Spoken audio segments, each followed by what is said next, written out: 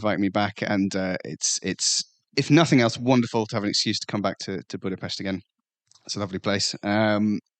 We are going to focus on two jurisdictions, which are very interesting jurisdictions, but by virtue of the fact that these are the experts we've got. But they are indeed experts worth listening to. So it's going to be Montenegro and Bulgaria. But before we kick off, actually, I'd like to get you guys to introduce yourselves, if you wouldn't mind.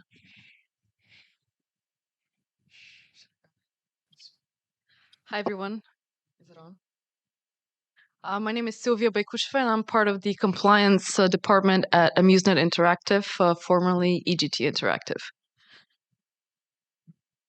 Hi, I'm Luka Popović. I'm a lawyer, partner in a law firm, BDK, a regional law firm from Montenegro, Serbia, and Bosnia.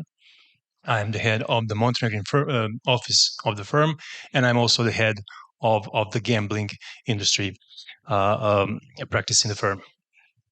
Lovely. And I didn't really introduce myself. I'm Joe Ewens. I'm from VIXIO Gambling Compliance, where I'm the global managing editor, looking after all that editorial stuff covering gambling regulation from around the world. Let's kick off in Montenegro then, Luka. So, hi guys. What's the Can you situation hear me? there now? I understand there's some political instability, right? Well, yes. We had elections in 2020, and these were the first elections when a long ruling party lost, so the opposition won the elections. And since then, they have been struggling to form a sustainable, stable government.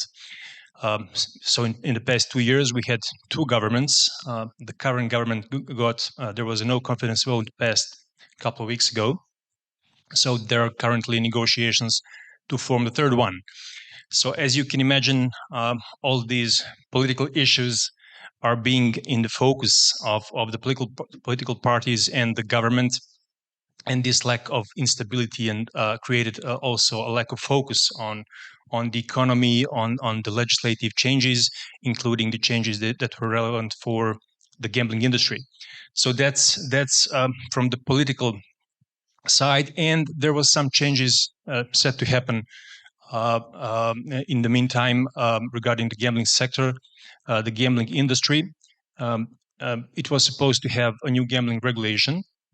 And just to give you a bit of introduction regarding the gambling regulation in Montenegro, it is a bit under-regulated sector, which can be a good thing and a bad thing depending on your point of view.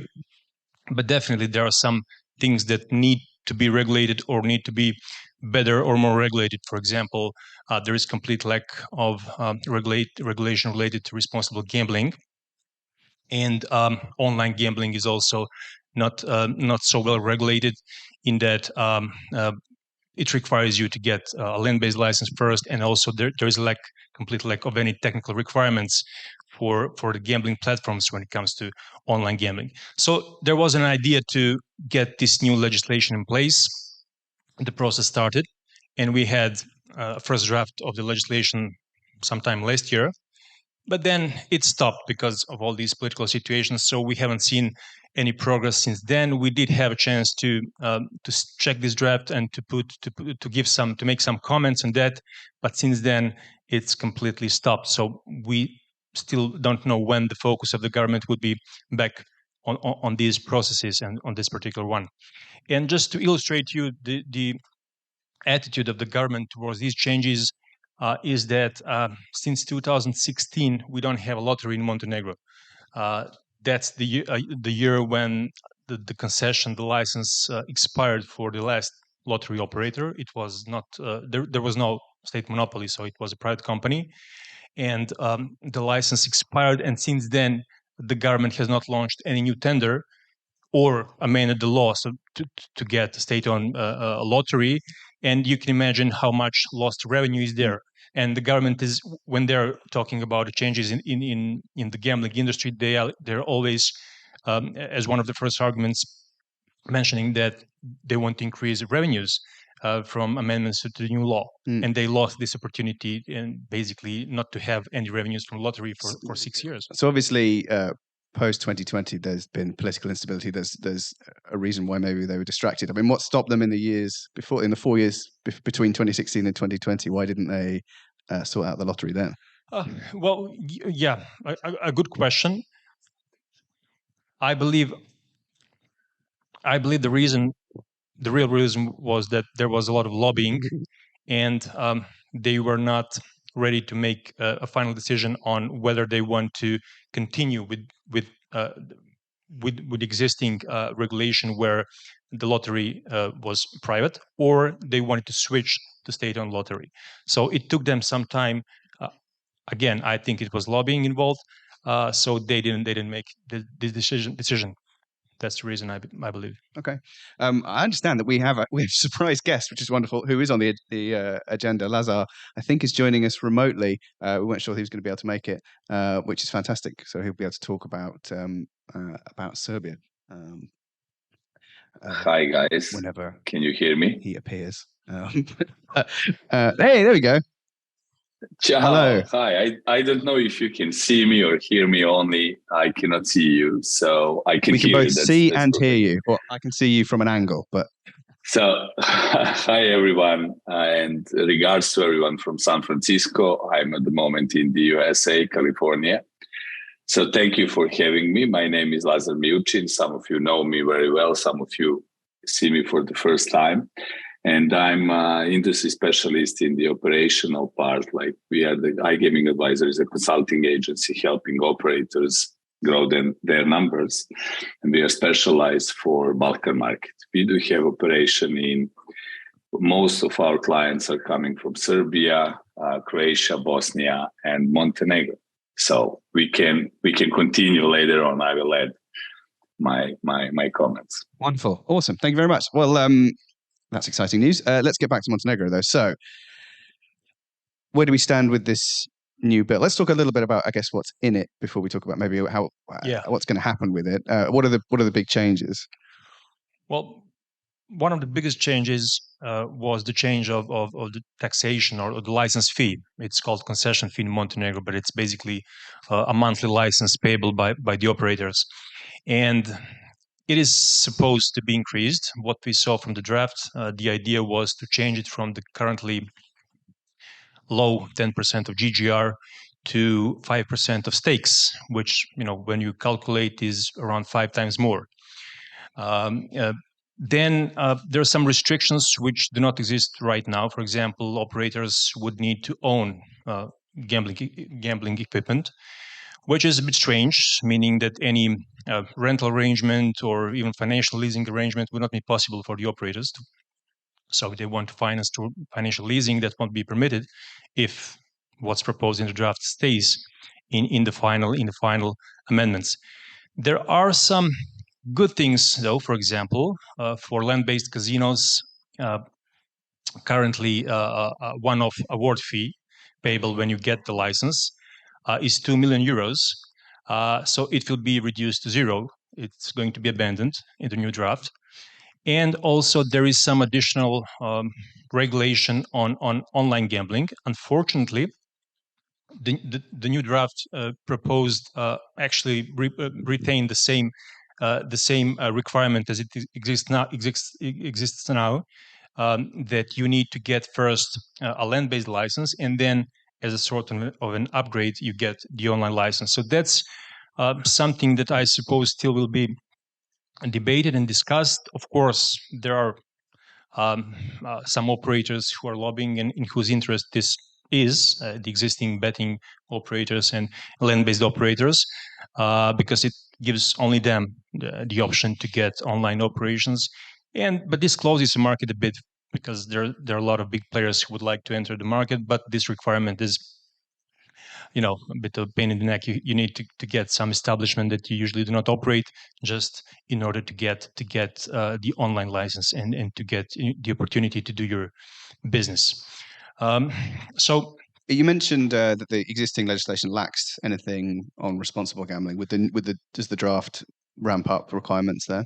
Well, no, unfortunately, but there was a lot of comments made on that. So I suppose that in some of the new versions or the final legislation, there will be part regulating that responsible gambling. Right now, it's just the operators who do it, on their own, but there is nothing mandatory. Okay. So we'll come back to the future in a bit, but I want to move on to different markets. So let's go to Bulgaria. So if you could walk us through kind of the situation as it stands now. Similar to Montenegro, 2020 was also a big year for us. The then regulator, the State Commission on Gambling, was basically dissolved, and a new regulator entered the market, which is the National Revenue Agency. Although the technical requirements didn't change much, there were some new things added to modernize, I would say, the regulation. Server-to-server reporting for operators, meaning that the operator had to directly report to the regulator, which is something quite new for the Balkans, I would say. Also, was that challenging at all from the B2B side? Did you have to kind of be involved? Partially, of course, we provide information that to the operators, which they would in turn report, but I think we've been able to handle it pretty well.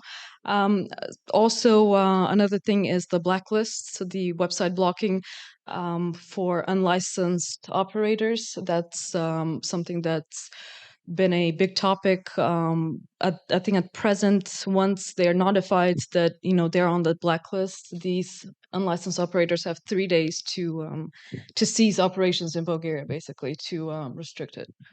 There has been the good thing is that there's clarification regarding advertising. There basically the requirements are not very limiting, but at least now we're aware, what's allowed and what's not allowed. So that's always helpful, I think. What else? I think overall, like I said, the technical aspects weren't many. Registers were entered. Basically, you have a register for the licensed operators, for the B2B providers, also a register for the content that's been approved for the market. Since then, everything has been, I would say we had a grace period to kind of get into things, of course. Recently, I think in July of this year, there was a new bill being introduced, which in reality doesn't introduce much, but the idea is to kind of kick up state revenues by allowing the state monopoly to offer more variety of games. At present, their focus has always been on lottery games. I think the type of games they offer will change. That being said, at present, the government is it has, similar to Montenegro, has been kind of unstable in the past couple of years. We're having re-elections again this October. So what that means, of course, for this bill is that nothing will happen until the elections pass. If the bill is accepted, we can't really say, what the consequences will be, Sure. what the impact will be at this point. Is there any either official reporting or anecdotal stuff you've heard on the impact of the blacklist? Has it made much difference, do you think? I think it has. It's become. I think both these registers have become very helpful. All of that. The blacklisting, I think, is pretty extensive. As far as I know, there has been some court cases, lawsuits that have taken place. So I would say yes. Yeah, they wouldn't be lawsuits if it didn't make a difference, right? Fair point. Okay, well, yeah. Again, we'll come back to hear more about Bulgaria in a bit. Lazar, as we've got you, let's talk about Serbia, I guess. Could you give us a kind of lowdown on what the situation is now, maybe how things have been coming out of the pandemic? Of course, I would like to add some things for Bulgaria because it's influenced a lot of B2B operations. If I'm not mistaken, there was the government changed the law and the complete regulation changed in 2021 from August, as I'm aware of. I did not know for not stable government now, so that's a potential issue. But there was the new thing, what you have to do like a B2B supplier is to have ISO certification. So this is something what made things more complicated on Bulgarian market for everyone. But anyway, it is good because it is, let's say, proof of some additional standardization process. Regarding Serbia, so I would like to speak from the operator side. Serbia, Croatia, this is something that I can cover. First, let's what happened after COVID. We spoke so many times, and the Balkan market is in general a huge cash flow market. What does it mean? There is a lot of cash being present in the market. So that means that the main issue on the market is how to deposit. So before COVID, we had in the markets, market trends for depositing methods, around 27 to 30% for online payment methods. What does it mean? All the payment methods instead depositing in shops, because in Balkans, in almost all the countries, it is possible to deposit cash on your account in shops. If it is legal 100% or if it is in gray, still it is working. Shops are it's cultural difference, and shops are somewhere places where people spend time watching games together, because in Balkans, shops are not anymore it's not like the regular go in and go out, deposit and go out. It's not sterile. It's pretty much social place where you can have the best beer, best coffee for really low price, and as well put some bet slip on or play some slot machine or electronic roulette. So this is a culture where people spend their free time and watching the games, playing bets.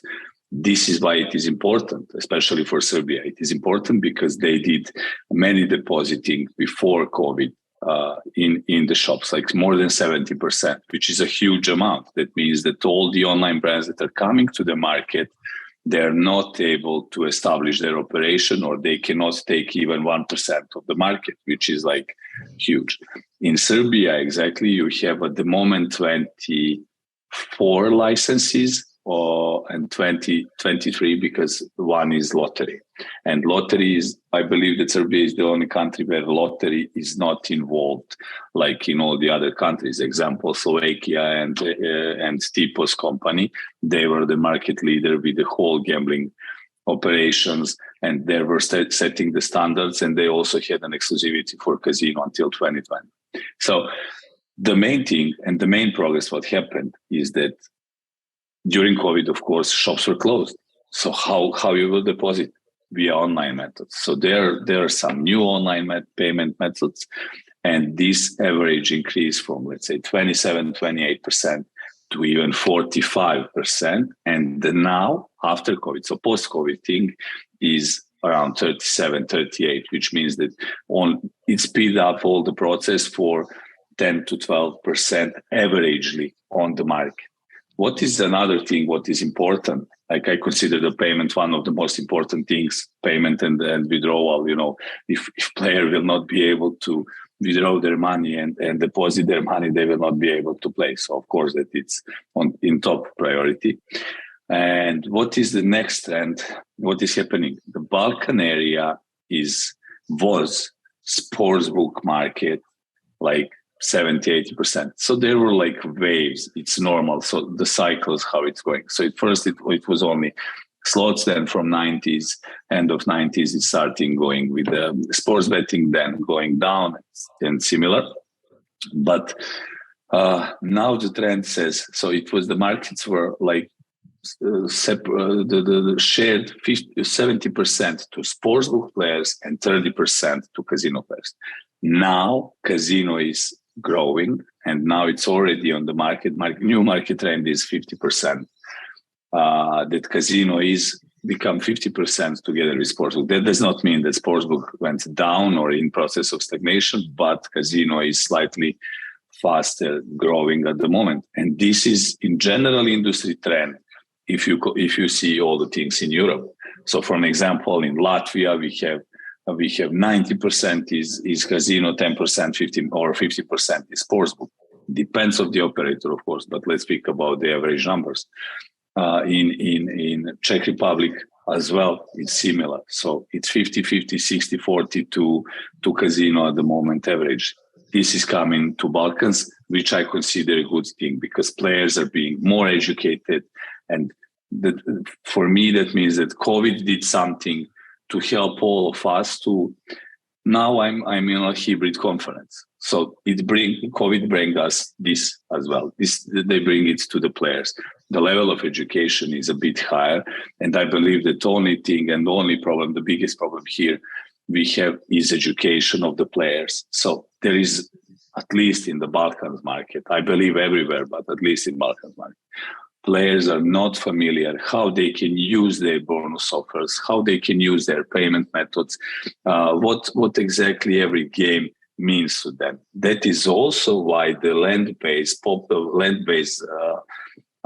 game providers who went to online, like Amusnet, are so popular, because it's easy to understand how to play the games. Okay, thank you. Thank you very much, Lazar. That's a very interesting summary of how things are changing. Silviia, do you have something you wanted to add on the certification stuff in Bulgaria?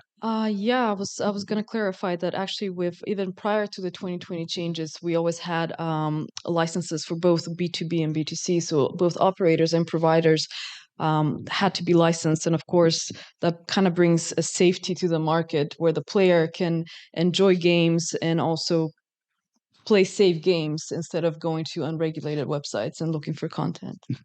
Okay. Let's go back to Montenegro. So we've heard a bit about the bill and also what's going on politically. So I guess the obvious question to ask is, I have two questions actually. One, what are the elements of the bill that you think that we haven't already touched on that might change before it eventually becomes law? And then two, what is the status of it? Is it in limbo? Is there any chance that it'll be picked up if things get sorted out? Well, from the feedback the government got from the industry, from what I know, I believe the taxation part, or the part related to the license fees, is going to be changed. Most probably we'll again see a GGR based fee, not the stake. And the part related to the ownership of the equipment. I believe, it doesn't make much sense for me for that to remain, that requirement. So I believe that will be changed. Now, when will things happen? Again, a political thing like in Bulgaria, there is a chance that if the current negotiations to form a new government fail, there will be new elections. And as you know, we need some time to prepare the elections, some couple of months. After the elections, you need also some time to form the government. And there is a big chance that after the new potential elections, the situation regarding the parties and the results of the elections are the same as they are now. So basically, the constellation of the parties would be the same, which again means that the same parties would again have to negotiate. So right now, it seems like a never-ending story. Okay. And it's really, really tough to predict anything. Is as things stand now, the bill that we're talking about, it does sound like some things happened with it over the last couple of years, but is it generally speaking not in a position where you expect it will be passed anytime soon?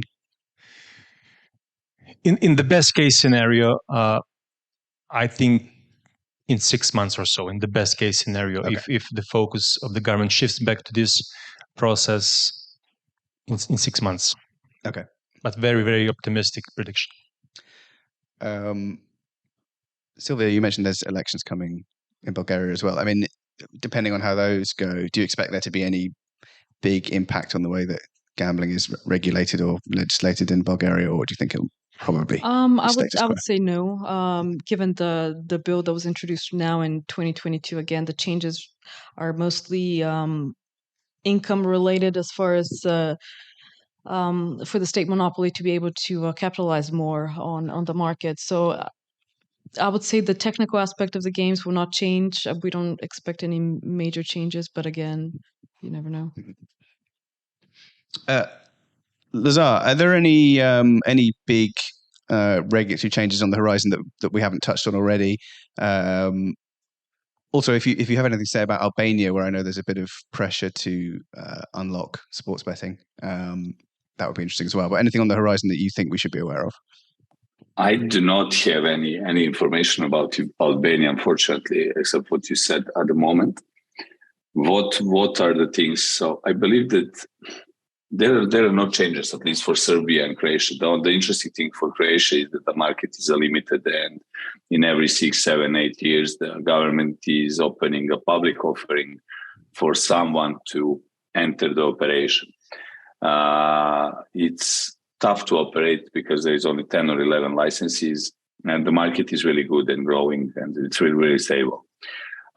You saw the acquisition all and both Super Sport. The price was probably 900 million something, so it's a huge thing for the Balkans.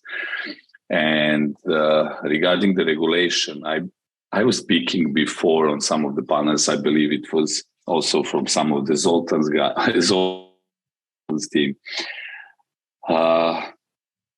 What is the main thing? I believe that our countries like Serbia and Montenegro especially can be the new MGA for the third-party countries. And this is something what I will do and what I will create as a trend. We are clever, we are good guys, we have a lot of people in the industry. So this is something what I believe that it will be the best. But regarding the new regulation, there is nothing happening at the moment. All the things already happened, and I believe that we did cover Luka and colleague also finished all the things. Excellent. Well, it's good to know. Stability is not nothing to be taken for granted. I mean, you have a comment on the. Oh, you have a question for that? Perfect. Do my job for me. Hi, Lazar. I hope you hear me. I just Ciao, wanted to Luka. ask. Ciao.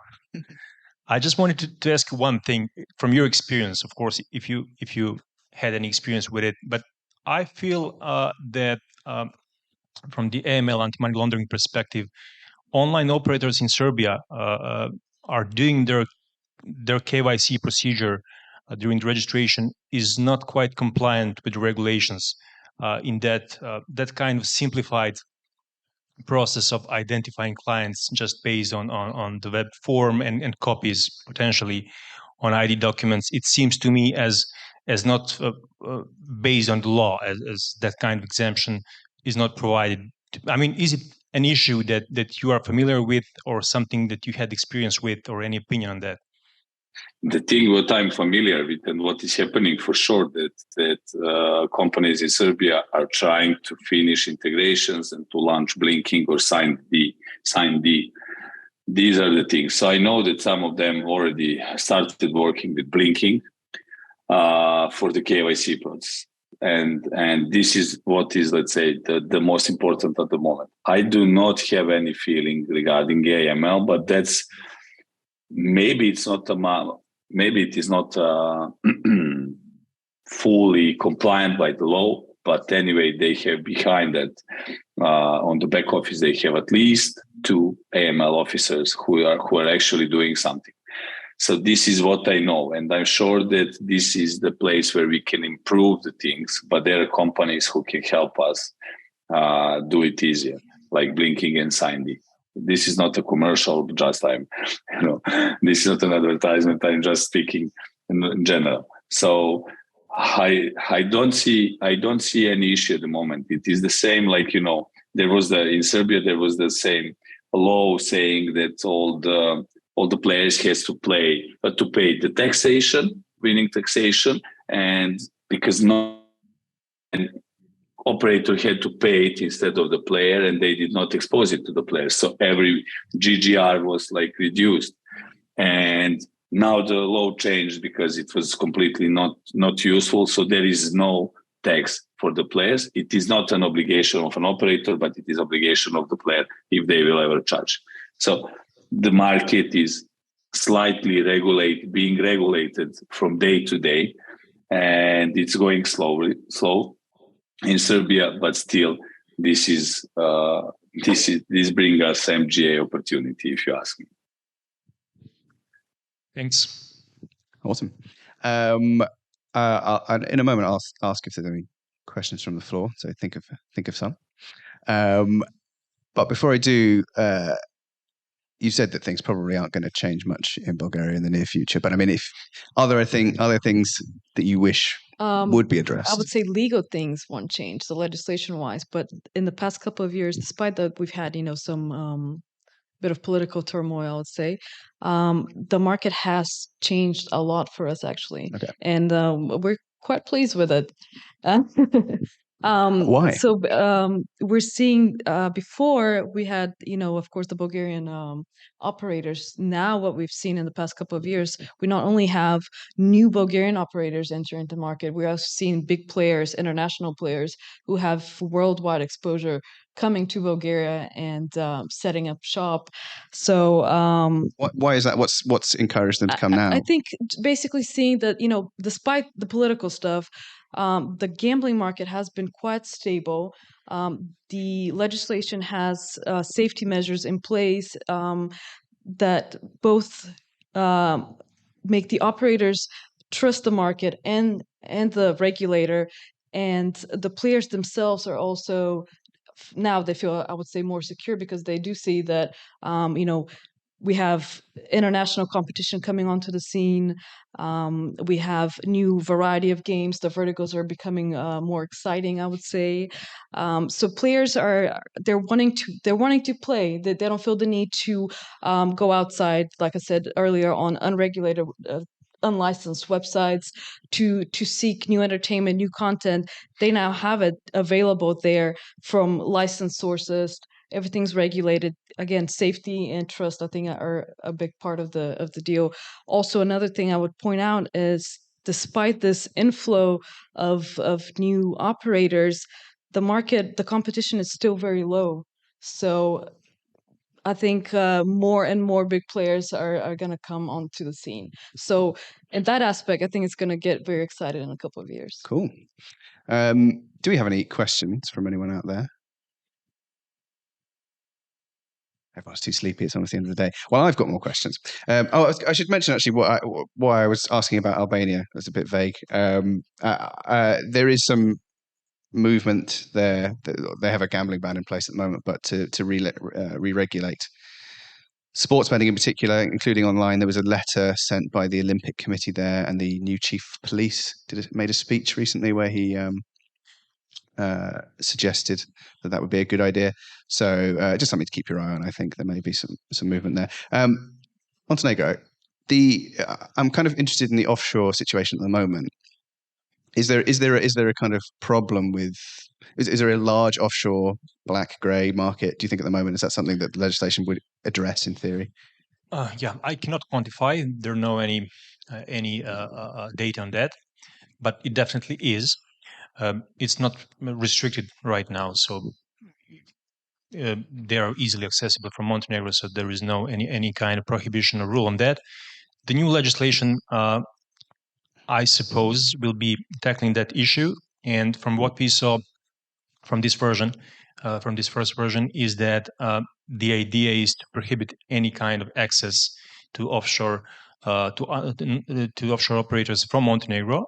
In that, just the fact that the website is available, so the availability principle one of the panelists discussed this morning is going to be applied. So the mere fact that you can access a website from Montenegro is going to make that operator an illegal operator in Montenegro. So you don't have to be targeting the market. You don't have to be advertising. No. Okay.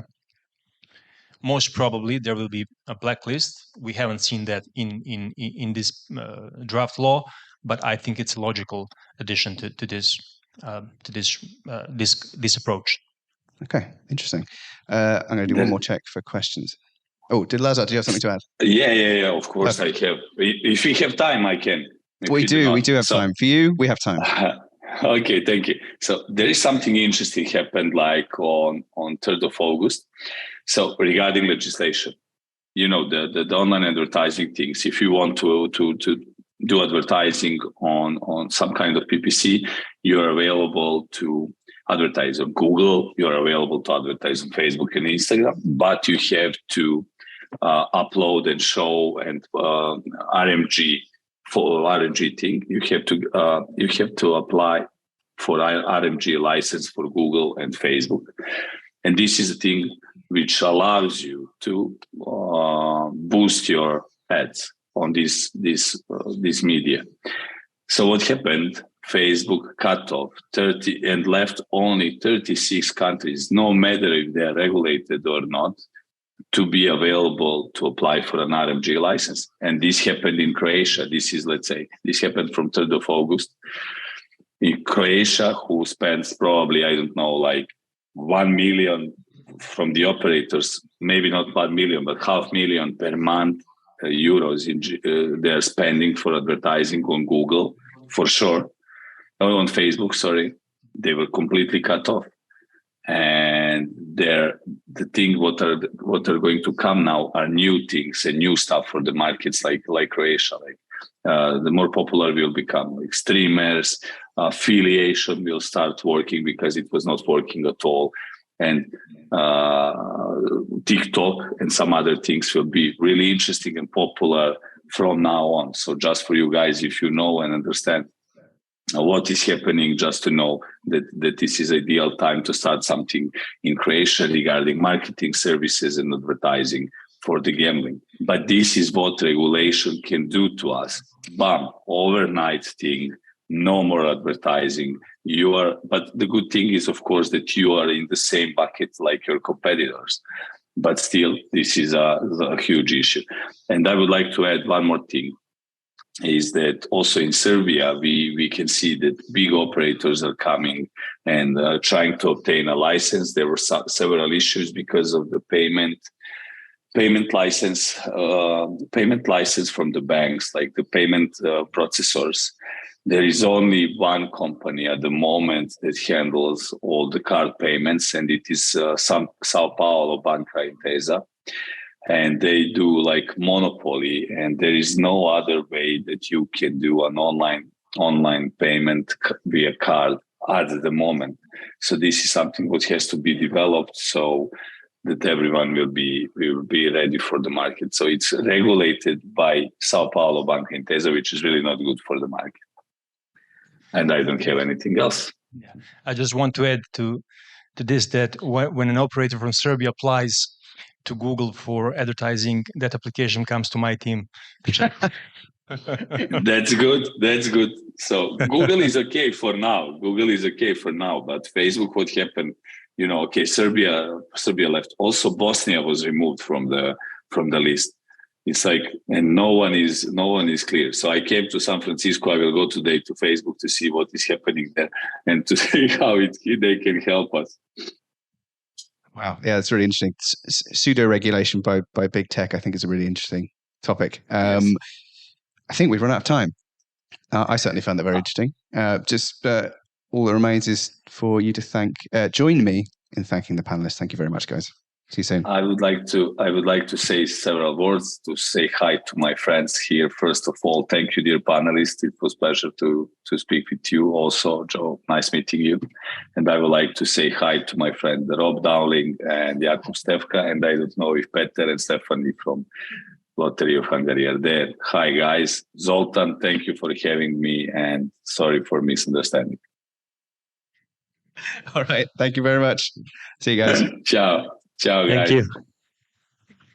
All right. So, Joe, I hope that next year you will not be any thinner than this.